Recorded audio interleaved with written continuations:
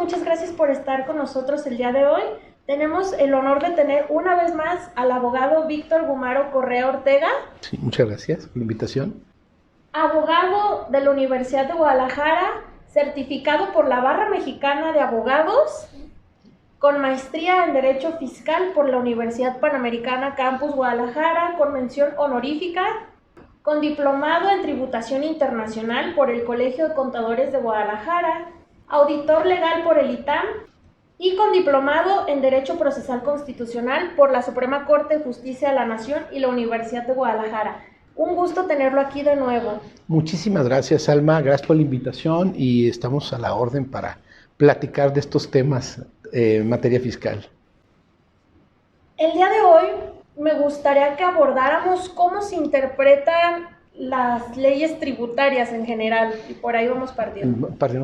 Sí, muchas gracias, Alma. En materia tributaria, evidentemente, se toman en cuenta también los principios generales del derecho, en general lo que es atinente a todas las demás ramas, pero tiene sus particularidades, en virtud de que cuando hablamos de una parte de la ciencia jurídica que se denomina la hermenéutica, la hermenéutica jurídica, la interpretación del derecho. La interpretación, aplicación y argumentación, es triádica la materia hermenéutica, verdaderamente es desentrañar el sentido, el alcance total de una norma que posiblemente tenga pues muy codificado al derecho, ¿no? O sea, debemos como abogados en principio conocer la técnica de la hermenéutica, y en la hermenéutica nos trata, además de esa parte triádica que es interpretar, aplicar y argumentar de manera persuasiva para, en todo caso, persuadir a quién, a diferentes foros. Puede ser desde persuadir en un congreso, en un foro, en un seminario,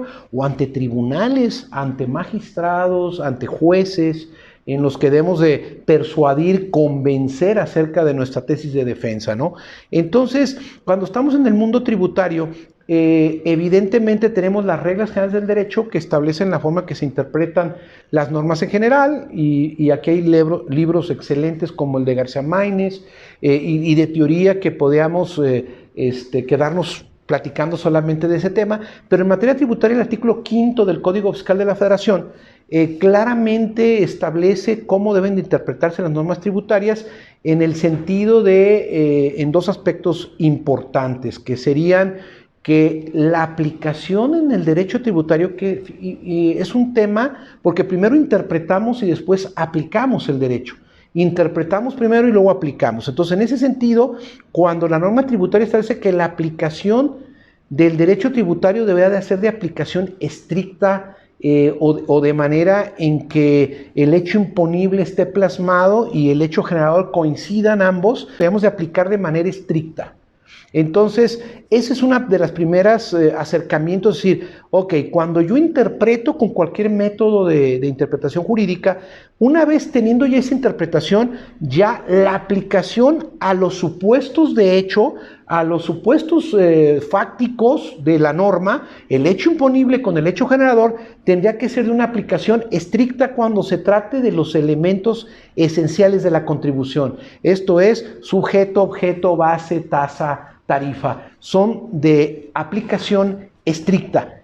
Esto a contrario sensu quiere decir que las normas que se refieren a los procedimientos tributarios, a normas adjetivas, entonces ahí la aplicación pudiera también tener un alcance extensivo, un poco mayor, integrando hacia los derechos humanos, yéndonos a los principios de la Constitución. Podemos integrar una norma secundaria cuando tiene una laguna, cuando es ambigua, cuando es vaga, pues recurriríamos precisamente al tema de aplicar el derecho en esa atención. Entonces, para concluir, las normas tributarias sustantivas se aplican de manera estricta. Y hay quien dice, oye, es literal. Yo quisiera dejar la parte literal un poquito más adelante, pero estricta la aplicación. Sin embargo, cuando se refiere precisamente a los elementos sociales de las contribuciones y a las cargas y a las sanciones, deberíamos de aplicar de manera estricta si es sustantiva. Y si es adjetiva, entonces ya podemos tener una aplicación extensiva. Esto es, podemos bajar principios, podemos integrar la norma, la laguna, la vaguedad o la ambigüedad, de manera en que la defensa pudiera dar una interpretación, llegar a una verdad hermenéutica mucho más concreta, clara y evidente. Y volviendo al tema de la interpretación, fíjate que la interpretación jurídica, el segundo párrafo del artículo 5, dice que podemos utilizar cualquier método de interpretación jurídica. En este sentido, Alma, cualquier método, iniciaríamos analizando el texto en el sentido de primero detectar vaguedades, ambigüedades o lagunas. A medida de esto, utilizaríamos los métodos de interpretación. Los métodos de interpretación jurídica tienen, en principio, fíjate que tienen niveles. Son 3 niveles principales que la propia 14 de la Constitución establece en 3 niveles. El primer nivel de interpretación es el literal. Vamos a decir una metodología, las herramientas que tiene para una interpretación literal, sería precisamente recurriendo a métodos que ya los abogados que están en la práctica conocen, como sería precisamente el literal, sería el gramatical, el semántico, ir al contexto de la oración, el lingüístico. Podríamos recurrir a hacer un análisis profundo al nivel de cómo está redactada la norma para suplir esas lagunas, esas ambigüedades o esas vaguedades que podría tener el legislador de una falta de técnica legislativa. Entonces, aquí es donde utilizamos precisamente esa herramienta de ir agotando estos términos y de recurrir a conceptos como pues un diccionario jurídico especializado o inclusive a utilizar el diccionario de la Real Academia de la Lengua Española, RAE. Podemos recurrir a un concepto que sea de uso común, recurriendo, si no encontramos el concepto no podemos llegar a él, pero también haciendo la connotación que las normas tributarias contienen conceptos de varias ramas de derecho, del derecho tributario en particular, o también de la técnica contable y financiera, y para esto tenemos que recurrir de manera también como fuente, yo diría, material del derecho tributario, a las normas de información financiera, a las NIF. En materia contable, los contadores que nos puedan también seguir van a entender que las NIF también en algunas ocasiones puede ser que haya un reenvío de la norma tributaria a una NIF para que éste integre algún concepto, un procedimiento, un cálculo que te establezca la norma tributaria, y recurriríamos a los diferentes, vamos a decir, boletines que tiene esta norma de información financiera, a las US GAAP a nivel internacional en los Estados Unidos o a las normas internacionales en general, para de alguna manera poder interpretar de manera integral la norma, para no agotarla en un sentido que puede ser equivocado, darle un alcance. Y muchas veces el canon de experiencia o de expertise del que opere esto, el operador jurídico, pues nos daría el conocimiento para diferenciar esa interpretación literal, gramatical, etc. Pero luego hay un segundo nivel de interpretación, que es la metodología jurídica, en los cuales ya tenemos métodos de escuelas del derecho que nos fueron dejando en toda la historia, vamos, de la historia del derecho, como el método exegético, el teleológico, el sistemático, el lógico, el estructural, etc. O sea, por citar algunos de manera iniciativa más no limitativa, pero aquí es donde el ejercicio del derecho es más profundo, donde recurrimos a exposición de motivos, a evolución de las instituciones, y podemos plasmar argumentos tanto de defensa, muy importantes en una demanda, en alegatos, en una postura en un tribunal, o también para hacer un análisis de un artículo, de un ensayo, de una carta de abogado, de un dictamen legal, etcétera. Aquí tenemos un trabajo, evidentemente, de conocer yo diría, estas escuelas, estas metodologías del exégesis, de ser teleológico,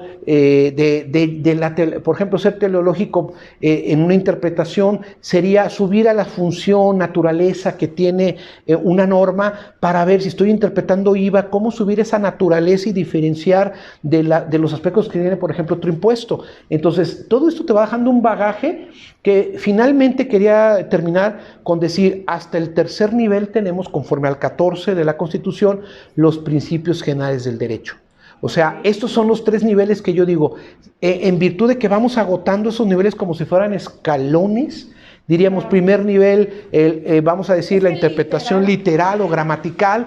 Al momento que no nos colme esto, iríamos al segundo nivel con los métodos jurídicos, exegético, teleológico, sistemático, lógico. Y finalmente, si todavía es insuficiente esto, recurrir a los principios generales del derecho para establecer un buen argumento, un agravio de éxito en la defensa o en una postura que vamos a dar ante un cliente que posiblemente pide una carta de abogado de tres firmas, ¿no? Entonces tenemos que llevar la mejor interpretación, y yo diría al principio la mejor aplicación, la mejor interpretación y el mejor argumento, Alma. Abogado Víctor, respecto a la razón de negocio, ¿qué reforma hubo? Lo he escuchado muchísimo este año, es reciente, es novedoso, ¿y qué nos puede explicar al respecto? Sí, es un tema, lo considero relevante en 2020, la reforma vamos a decir, con esta reforma 2020 se adicionan o se modifican disposiciones de nuestro ordenamiento jurídico tributario, y entre ellos es este concepto novedoso de razón de negocios. Aparte de que hay otros temas que son afines en el Código Fiscal, por ejemplo, los llamados esquemas reportables por los asesores fiscales, que ese es un tema también que daría para platicarlo posteriormente, pero los esquemas reportables, la razón de negocio y luego el tema que se enlaza aquí también con el 69B y con el 69 bis del mismo Código Fiscal de la Federación, pues son temas muy, muy relevantes. Debido a que, mira, a nivel internacional, para dar un contexto, tenemos un organismo internacional que es el que recomienda a las administraciones tributarias, a las diversas administraciones tributarias, pues cómo deben de actualizar su legislación. Y en este caso hablamos de la Organización para la Cooperación y Desarrollo Económico, la OCDE, el cual tiene sede en París, que está ahorita bajo la dirección del director general, un mexicano, José Ángel Gurría, y de alguna manera este organismo, a través de, hay un comité de asuntos fiscales en el cual recomiendan a miembros, pero también con vamos a decir así, con recomendaciones muy importantes hasta de cómo deben de estructurar un tratado para evitar la doble tributación, en materia, evidentemente en la materia que estamos platicando, en derecho tributario, y desde este seno habían recomendado lo que son 15 acciones, que se llaman 15 acciones BEPS. BEPS es un acrónimo precisamente de no estar disminuyendo las bases tributarias de cada país y transfiriendo utilidades a otras jurisdicciones o a otros países. Cuando hablo de jurisdicción hablo de otros países, como Irlanda, como sería también las Holanda, Suiza, etcétera, que algunas son países que juegan de manera correcta, diríamos, en el tema tributario, pero que al mismo tiempo tienen colonias, algunos de estos países que hacían estrategias fiscales agresivas. Y es aquí donde BEPS entra con el tema planeación fiscal agresiva.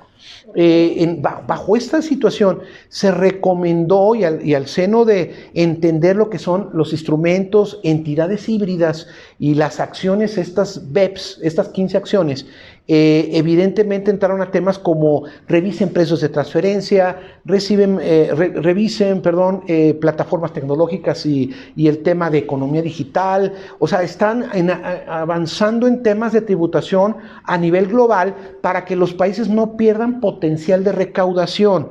Entonces, bajo esta premisa tenemos que el artículo 5A se introduce en nuestro sistema legal.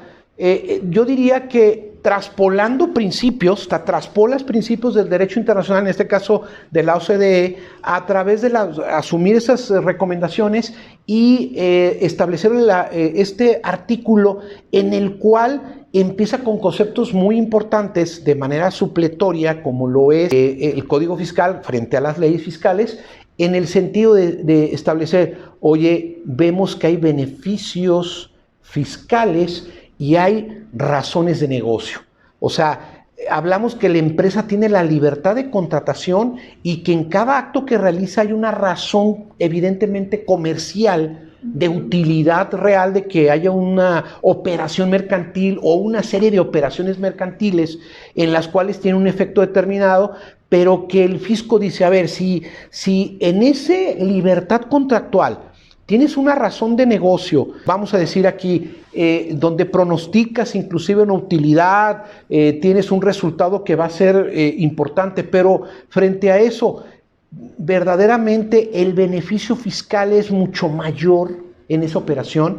O sea, si lo que lograste con esa serie de operaciones mercantiles que tuvieron efectos tributarios fue mucho mayor el beneficio fiscal con exentar, con diferir impuestos, o con, vamos a decir aquí yo pondría números, si una empresa hizo una fusión, hizo una escisión, hizo operaciones que al final dejaron un ahorro fiscal de 100 millones de pesos, pero la razón de negocios realmente era para poder obtener 20 millones de pesos, entonces esta operación evidentemente, o esta serie de operaciones fiscales no tiene razón de negocios. Y la autoridad bajo esta óptica diría, te voy a ejercitar facultades de comprobación. Dentro de esas facultades de comprobación, ya sea en la visita domiciliaria, en la revisión de gabinete o en la revisión electrónica que yo te esté llevando a cabo, pues voy a pasarle a un comité especial que analicen el beneficio fiscal que obtuviste y las razones en los contratos,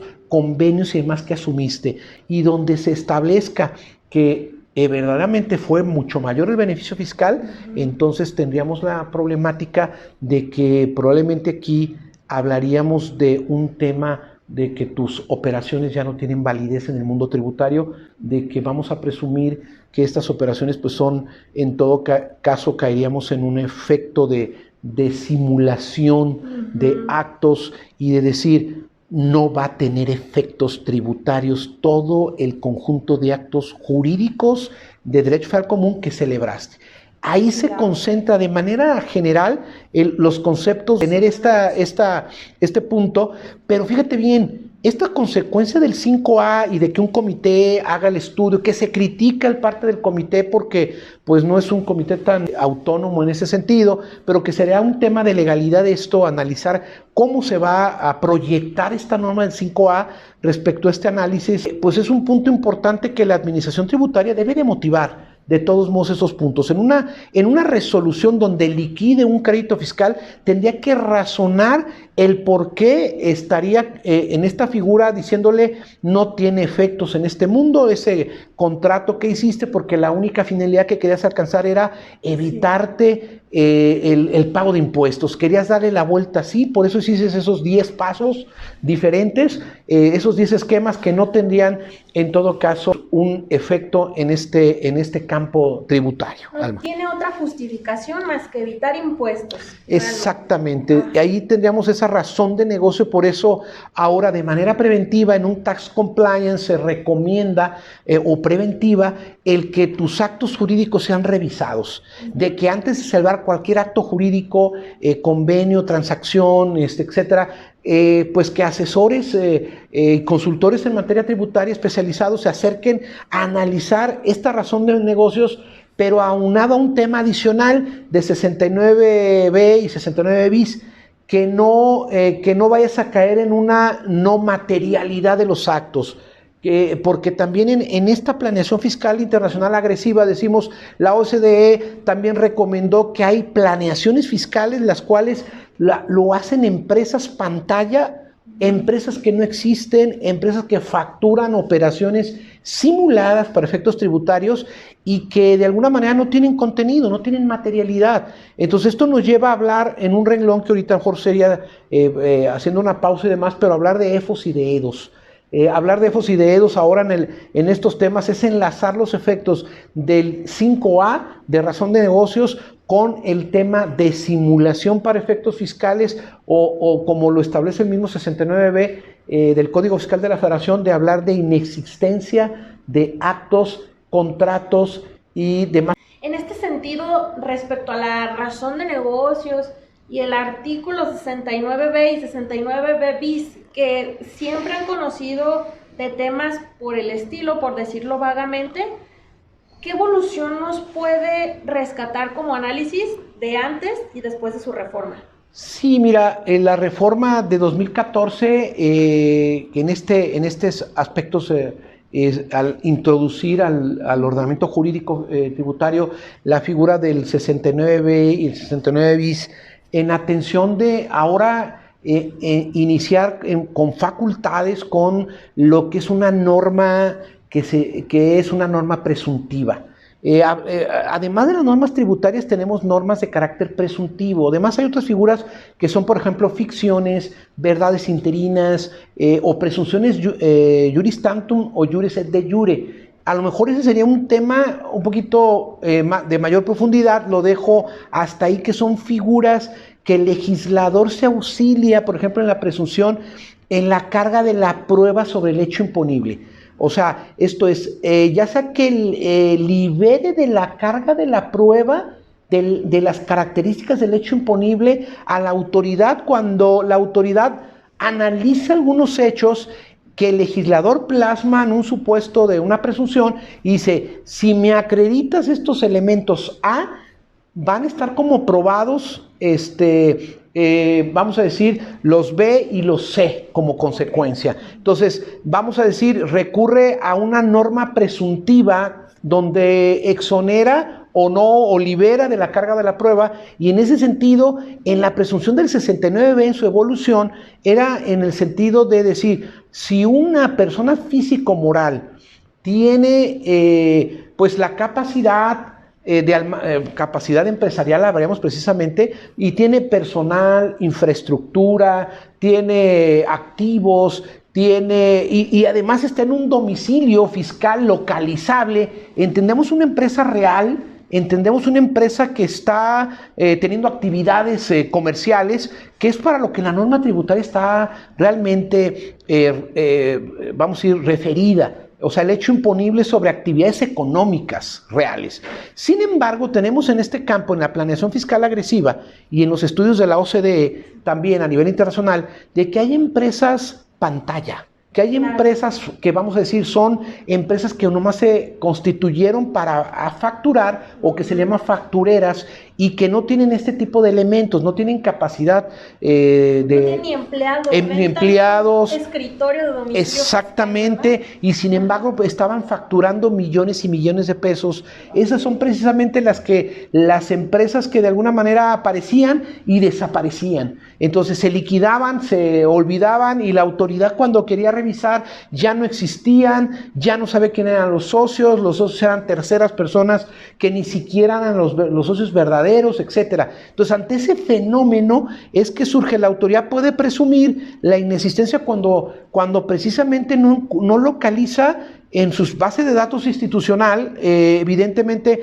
pues que no tienen personal activos, no declararon activo, no declaran personal, porque inclusive pues eran planeaciones fiscales muy, muy agresivas, en las cuales el que emprendía estas estrategias ni siquiera quería gastar en eso, sino quería tener una utilidad total en estos temas y cobrar una alta comisión por cada factura que estaba emitiendo, entre otros, pues no hablamos aquí de un outsourcing, ese es un tema independiente, pero aquí sí hablamos de un fenómeno real y el 69B viene a establecer que hay dos tipos de sujetos en esta presunción. Los EFOS, que son empresas que facturan operaciones simuladas, y los EDOS, que por su acrónimo es EFOS Factura, y el EDO, que lleva precisamente la D, sería empresa que deduce facturas simuladas, ¿no? Y aquí entramos en dos campos. La empresa EFO es la facturera, la pantalla que apareció, facturó y desapareció. Pero vamos a decir, circuló facturas simuladas que tomaron en deducción o en acreditamiento los EDOS. Y si tuvieron los beneficios. Tuvieron beneficios de deducir la base gravable. Claro. O sea, en vez de decir que tuve una base gravable de 50 millones de pesos de mi ejercicio fiscal, pues lo disminuía a 5 millones, ¿no? Y pagué un 30% del impuesto a la renta corporativo en 30% de esa utilidad declarada, pues de manera simulada, ¿no? O sea, dejé de tributar. Y el EFOS desaparece hasta en menos del año fiscal. O sea que nunca se localiza, no pero se ya localiza. dejó las facturas de EDOS circulando en todas las empresas. Entonces, aquí se instauran ese procedimiento a los dos. O sea, el artículo 69b tiene un procedimiento para determinar esta presunción, darle derecho de audiencia y defensa al EFO, y muchas de esas empresas, inclusive la gran mayoría, pues no recurre a la defensa, ¿verdad? Porque como no existen, pues no hay defensa, terminan estando en un listado definitivo, global y definitivo de EFOs, y a partir de la publicación de esto en el Diario Oficial de la Federación, en la página del propio SAT, de incorporarlos, precisamente pues entraría a darle 30 días hábiles al EDO para que el EDO venga también a decir, demuéstrame la materialidad con la que tú tuviste esa operación con tu proveedor.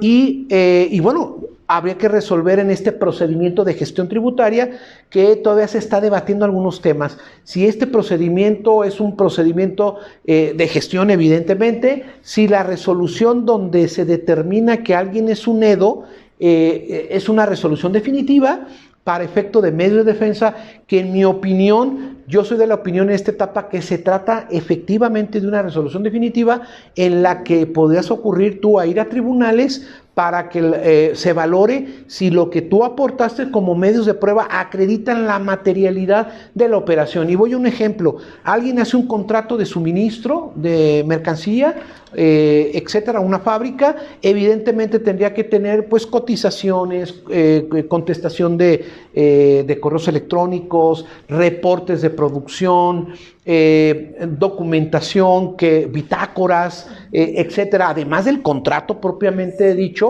Entonces, esto sería acreditar la materialidad, sumar todas estas pruebas, aparte no nomás del asiento o registro contable, que sería pues el registro, la póliza donde está registrado, el que esté en la posición financiera de la compañía, y que se haya emitido un CFDI, que sería un comprobante fiscal digital por internet, verdaderamente cumpliendo el tema del timbrado en cuanto al ingreso y de los complementos que se deben de emitir del tipo y método de pago con el que se está realizando esta operación. Entonces, son temas tributarios muy relevantes, la parte electrónica, pero que te llevan a tener defensa preventiva con los EDOs. En mi caso, en esta firma hemos llevado defensa de los EDOs, que es el tema que hemos hecho la defensa principal de EDOs, en los cuales ya hemos tenido éxito en la defensa en muchos de esos casos. Claro, es que no siempre son también ellos, no nada más ellos blanquean dinero, como quien dice, los EDOs a veces también son víctimas de que a lo mejor la otra empresa que sí les vendió el producto o servicio no estaba constituida y no tenía manera de emitir facturas, la compraron a la pantalla. Sí, mira, hay un fenómeno también interesante en el cual hay empresas que efectivamente tienen la materia prima, tienen el producto, tienen todo esto, y yo hice el contrato con ella. Sin embargo, esa empresa, y que puede ser hasta nacional o internacional, utiliza a otra, la factura de otra empresa hermana, claro, que era la menor, la que de repente para ella medir sus ingresos, dijo, no, a la hermana va a facturar, aunque yo hago la apariencia de que yo le estoy vendiendo y yo tengo esa capacidad, y se enfrenta el EDO a una situación de que, es que a mí sí me dieron la materia prima. Yo tengo control de almacén, tengo todos los requisitos, cumplí, producí, fabriqué y vendí. Tengo el comprobante de que vendí y declaré. Entonces, evidentemente la autoridad puede partir, sí, pero ese EFO lo tengo con una declaración en ceros en activo fijo, lo tengo en estos resultados que no tiene personal, y podría caer en decir el EDO, pues mira, con todas esas características, no sé si subcontrató con un tercero. Exacto. Y de alguna manera a mí me llegó ese producto. En ese caso, el octavo párrafo del 69b es muy claro en establecer que tú tendrás que aportar las pruebas, los alegatos, los argumentos en relación que tú sí tuviste esa materia prima y aportar esas pruebas. Y la autoridad no tendría que motivar nada más de manera insuficiente, como lo están haciendo actualmente, diciendo que las pruebas no son idóneas y que son insuficientes y que son fácilmente manipulables, porque les recuerdo, la autoridad de esa manera estaría omitiendo una correcta motivación y fundamentación de sus actos, y eso se mediría en tribunales. El derecho a la defensa, no porque el EFO ya estuviera en la lista negra. Oye, las facturas que yo no sé si compró el tercero, yo sí lo recibí, pues ¿por qué tienen que también Porque aquí habría responsabilidad para ambos, según esto. Sí, hay una responsabilidad administrativa, aunque esto no precisamente nos lleve a un tema eminentemente en un punto de defraudación, pero sí del tipo penal que está establecido en el 113. Hay reformas al 113, pero también hay reformas en materia yo diría, de los delitos fiscales en materia penal, la reforma muy reciente en materia penal en el sentido de llevar a un problema de seguridad nacional, a un problema de delincuencia organizada en cuanto a los EFOS, y en cuanto a los montos también, que vamos a hablar, habla la legislación de 7.8 millones de pesos para establecer que ahí tenemos una responsabilidad, tanto, diría las consecuencias, para que te restringen temporalmente el uso del certificado de sello digital para emitir facturas, como finalmente te revoquen ese certificado o finquen responsabilidad solidaria en materia fiscal que establece el artículo 26 del Código Fiscal de la Federación, cuando se reforma precisamente el tema para sus accionistas, directores, gerentes, etcétera, en este tema. Entonces, si ustedes ven, este es un punto muy importante en materia tributaria, Alma. O sea, es una reforma importante, de gran calado, donde vamos a tener consecuencias penales, fiscales, pero también en el ámbito tributario, en el ámbito de tener defensa preventiva para los diferentes clientes, que por eso recomiendo la figura del tax compliance, que es antes hacer los cambios correctivos. Hay que acercarse a sus asesores, a sus consultores, para que hagan un diagnóstico adecuado de cómo tenemos los 5 años anteriores de contabilidad y de declaraciones, y de cómo estructurar las operaciones en este tax compliance. Y bueno, evidentemente estar acompañado antes de una auditoría legal integral, que los invitamos a que se acerquen. Aquí estamos a sus órdenes también para esos temas. ¿Usted hace todo el plan para que la empresa que fue víctima EDOS, en ese sentido, pueda justificar con sus últimos 5 años? Sí, claro, se consolida y se hace un blindaje precisamente para analizar contratos, si realizó fusiones, escisiones, revisar integralmente toda la documentación, revisar contratos de rendimiento financiero, factoraje financiero, compraventa internacional, etcétera, documentarlos, toda esa parte, revisar esa documentación que esté en tiempo. Y un tema muy importante para el litigio, que existan también los contratos para que tengan una valoración completa e integral, que cumplan con el tema de fecha cierta. De fecha cierta es que un fedatario público le dé una fecha cierta a una operación, que entendiendo esto no nomás en sentido general, pues como obligatorio para los tribunales, porque hay una jurisprudencia ya de diciembre del año pasado, en el cual la segunda sala de la Suprema Corte de Justicia de la Nación estableció que para un sistema de valoración integral en materia tributaria, sí, y darle un valor probatorio pleno a esta prueba, pues la fecha cierta en documentos privados es un tema que hay que explorar, pero que tampoco implica que en todo caso no tengamos otros sistemas de prueba, o sistema en el que podamos generar precisamente una integración de otros elementos que nos adminiculen lo que se debe aprobar con la contabilidad, con los asientos contables y con la documentación comprobatoria que tengan esos asientos contables en la propia empresa. Alba. Muchísimas gracias por aclararnos esto. La verdad es que el 69B y el 69 bis son un eje, una columna vertebral para evitar el desvío de activos y fortalecer la economía de cualquier país. Por algo están las recomendaciones internacionales. Le agradezco mucho su participación, le agradezco que venga con nosotros, abogado Víctor. No, gracias a ustedes. Gracias, Alma, por la amabilidad, por las preguntas tan concretas, y además también felicidades por implementar esto. Eso es emprender y de cumplir con todos los que te siguen, y que bueno, que también se acerquen los estudiantes a actualizarse y a prepararse cada vez mejor. Muchas gracias a todos por vernos. Recuerden que este canal es de información jurídica básica y confiable, en palabras simples para todos. Si quieren saber más acerca del tema fiscal, pueden escribirme en los comentarios las sugerencias para volver a invitar al abogado. Y también les voy a dejar sus datos de contacto para que se comuniquen con él. Sí, muchas gracias. Síganos en redes sociales. Víctor Océ, Correa Asociados, también abogados.